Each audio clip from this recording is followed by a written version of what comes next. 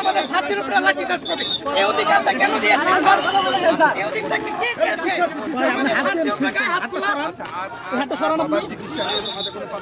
আমাদের কথা আমার যারা আছে এরা কেন সত্যটা কেন প্রকাশ করছে না মিডিয়ার সামনে?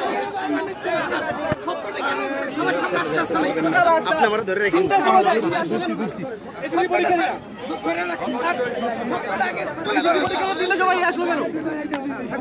এটা কেন ভালো হইলে স্যার?